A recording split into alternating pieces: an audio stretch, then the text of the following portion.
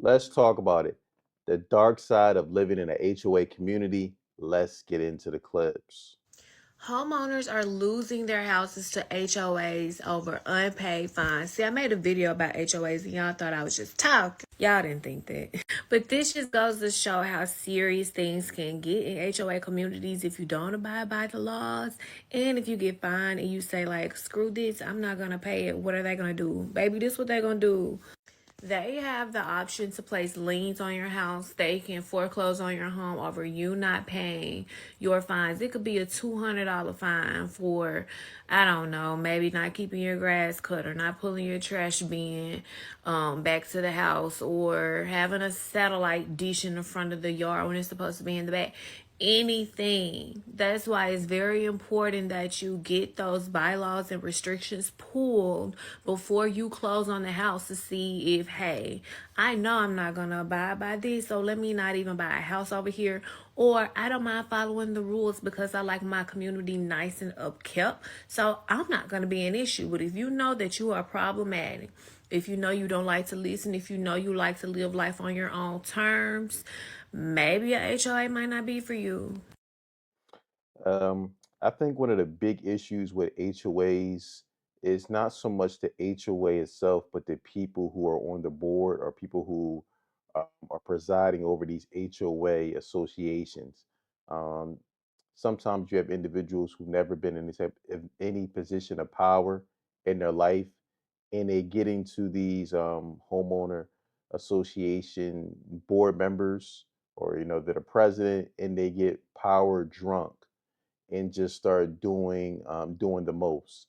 Again, like I said, it's nothing wrong with HOA because it brings structure, brings uniform to the community. I mean, obviously, you if you spend several $100,000s on a home or even more, you don't want your next door neighbor's grass to be 7, 8 inches high, unkept. So you do want some type of guidelines or bylaws in place for structure. Or if you just paid 7, 800,000 dollars for a house, and you move next to someone who wants to paint their house some ridiculously bright orange or some crazy color. So you want some type of structure. I mean, but the thing is, when you have people presiding over these homeowners associations, and they're not in the right mental mind frame, and they just want to nitpick and use this as a power, as a situation to just flex their muscles for no reason, um, then it becomes a problem. Personally, I would never move into a community that had a HOA association. Reported a car parked illegally in a handicap spot, and now the HOA president is in turn ordering keys to mine and my boyfriend's condo. He was then trying to convince me that the bylaws actually state that they are entitled to a set of our keys, and it's not. There's nowhere in the bylaws does it say that. And I told him that. I said, we have granted you right of entry every single time that there has needed to be a repair or an installation or anything to do with the limited common elements. We've worked with you. But no, for whatever reason, me reporting a car pissed him off, and he's ordering keys now. And it's like he doesn't even have a leg to stand on. I basically stopped responding because my boyfriend asked me to. He said there's no point in continuing this on. It's a power play that he is struggling with. Prime example of just what I spoke about in the previous clip. You have individuals who use their power as HOA president to be vindictive. Obviously, that was whoever's handicap car that she reported was either his or someone that he had a personal relationship with, and now he's using that as a personal vendetta to attack this couple. If I ever get rich in life, I swear, the next house I build will be in the middle of nowhere on acres, somewhere with no neighbors and no HOA. Because why y'all sending me a letter talking about a missing tree in my yard? My y'all, this is the fourth fucking tree that I have replaced. in my yard. I don't know why the tree won't grow. Yes, I water it. Yes, I do whatever you're supposed to do to a tree. You got a whole little sprinkler system inside the little tree that go off every day. And I'd be Miss Park on some days and go out there with my little water hose and water my damn yard, and the bitch still die. I don't know what I need to do to this damn tree to make it stop dying. But this is my 4th tree that done died since I've been in this house. And yes, I've been here 4 years. So there you have it. Now y'all done send me a certified letter talking about formal notice of violation. Now you want me to pay for a tree that ain't in my yard, and now I got to pay for the tree to get replaced.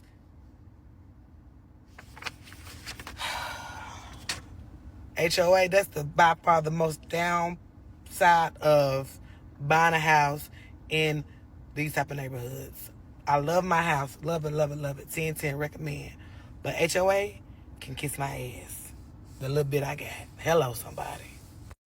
Now imagine all the things that you have going on in your life as an adult. You may have children, you may have responsibilities, you know, maybe taking care of your loved ones, um, work-related stress, and you got HOA sending you letters about a damn tree, a tree that you replaced on multiple times, and for whatever reason, the tree won't grow. I mean, you're not a gardener, you're not, you know, that's not your area of expertise. And now they're sending you certified letters in the mail telling you about a damn tree. Come on, man. Make it make sense. You know, you spending hundreds of thousands of dollars for a piece of property, and imagine being harassed about a tree. Governing these HOAs. I mean, somebody tell me, because it's getting out of hand out here. I live in HOA community. It's great. I don't pay no crazy prices, and we still have amenities like pools and parks and things of that sort. And I don't pay these astronomical prices that I'm seeing out here in the marketplace. When you buy a house, there's always this HOA transfer fee. What is that? Basically, you're charging hundreds of dollars, and I've even seen $1,000 just to input somebody's name in the HOA system. What? What are y'all doing? Who's doing that? And how do y'all come up with those prices? Secondly, today I was in a community, and this HOA said you can have no more than 6 people in your house. If I'm buying a house, you gonna tell me who can live in my house? Oh, no, we ain't doing that. And then what's up with these HOAs charging more than $200 and you have no amenities? You have no dog park, no playground for the kids, no pools, nothing. I mean, absolutely nothing. And you're charging $250 and $300 extra a month? Oh, my God. And this same HOA said you cannot own a motorcycle. I mean, if I put my motorcycle in my garage, what do you mean I can't own a motorcycle? Where is that coming from? And then they say you can only have 2 pets, 2 dogs or 1 cat, 1 dog. Hey, I know some dog lovers and some cat lovers. You got a limit on your pets. Let me tell y'all, some of these HOAs need a timeout. Mm. Very, very important that you read those bylaws before you close on any house in a HOA community. The fact that someone could limit how many pets, how many people can live inside of your house that you pay a mortgage on every month. The fact that they can tell you that you can't own a motorcycle is insane. Again, make sure, no matter how much in love with the community you are, if this is a HOA community, read those bylaws and see if this is something that's going to work for you and your family long term. Seems like a good day to find some violations. Hey, Matt, I know you got enough money for the boat, so I know you got enough money to store it. Let's get it out of the yard, okay? This is a gated community. You know the rules. Hey, Chevy, listen, girl, I know your husband cheated, and I really am praying for you, but you need to get these bushes trimmed. They're an eyesore, girl. Hey, Darlene, when did the privacy fence go up? Well, enjoy it. We got a meeting next week, and that thing's coming down even if I have to rip it out myself. When's the last time y'all mowed? Looks a little bit high. That's a violation. Hey, Diane, you know trash runs on Friday, right? Okay, well, it's been 3 days. I'm just wondering why the cans are still at the street. That's a violation. Hey, Chevy, what's up with the baby blue door? Now, I told you the only blue that's allowed is navy. That's going to be a violation. Hey, Mary, listen, I know your love life went to shit, okay? But that doesn't mean our neighborhood is, okay? You need to get it together. Cars blocking the sidewalk. That's a violation. If he spent half as much time on them rose bushes as he did on Tinder, he might be able to bring a girl home. Hey, Sean, you're kidding me, right? It's grass above the 3-inch maximum. That's a violation. This is the problem with HOAs when you have people presiding over them that literally have no life and are going out their way to try to find possible violations. That's when I think it becomes an issue. Again, like I said, if we're talking about something that's a total eyesore for the community, and a violation is issued, that's one thing. But when you start to nitpick and try to use your power on a HOA board to target certain individuals for whatever reason, then that's what becomes a problem. We just moved in, and I want to make sure that HOA and I have a wonderful relationship. So, doing my due diligence. Yes, I get the baby shapes. That should be good. She should have brought a ruler out too to measure that grass and make sure it's no higher than 1.5 inches. I'm gonna ask a question. Am I the only one that don't like HOAs? Am I in this alone? The only one that don't like the fact that somebody can tell me what to do with my house when they're not paying my mortgage? Am I the only one that's irritated by HOAs? Like, they don't serve no goddamn purpose. You got these people, this organization, right? That's not doing nothing for your community, but they're telling you what you can or can't do when it comes down to your own home. And you paying money to them for what? Oh, because they put a pool in the community and they put a splash pad in the community and stuff like that. Listen, that's fine. If I'm paying for the amenities of the community, that's fine. I have no problem with that, right? But don't tell me what I can or cannot do with my own fucking home. Right? If I don't want no plants in my front yard, and I want to pave it off and put down rocks and shit like that, and take away all the grass, I'm supposed to be able to do that shit because it's my house. I pay for it.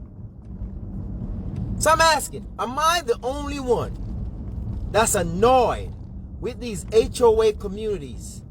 And they am I the only one they am I the only one nerves they getting on? Because I know I can't be the only one.